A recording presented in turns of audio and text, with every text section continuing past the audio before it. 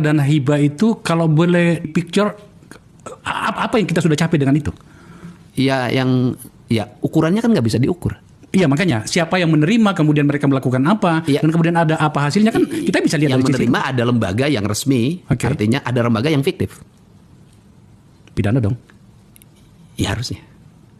Ada yang resmi, lembaganya ada, tapi dari yang resmi lembaganya ada yang 100% bisa dipertanggungjawabkan, ada yang hanya 70%, ada yang 50%, ada yang tidak bisa dipertanggungjawabkan. Pak Gubernur, silakan gunakan forum saya ini untuk menyampaikan apa yang harus Anda jawabkan dari pertanyaan-pertanyaan kritis seperti ini. Misalnya, ini alasannya lembaga-lembaga yang mendapatkan hibah ini apa, sejak kapan, siapa yang memberi, dan untuk apa, itu silakan digunakan. Ya, saya selalu mengatakan bahwa kan hibah-hibah ini didapat karena akses politik dan akses kekuasaan. Karena akses politik dan akses kekuasaan, maka yang mendapatnya itu mereka yang punya akses politik dan yang punya akses kekuasaan.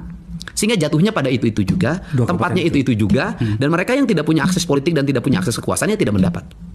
Saya kan ngalamin jadi bupati dulu, pernah dinolin dapat bantuannya. Anda pernah mengatakan di sini? Iya.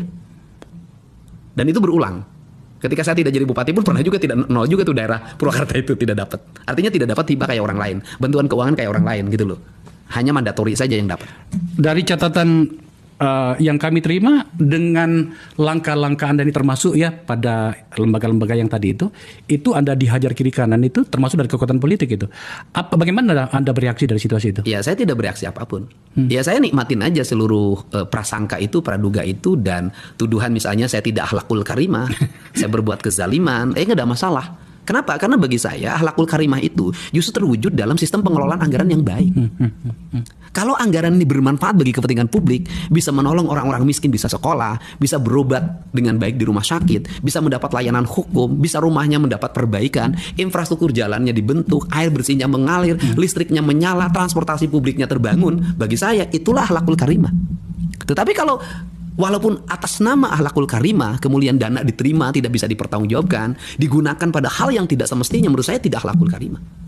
Sesimpel itu ya. Nah, ini kan ada mindset pemahaman agama yang harus mulai diarahkan pada substansi. Bahwa agama itu tugas utama orang yang menjalankan nilai-nilai agama kan berbuat adil. Dana-dana hibah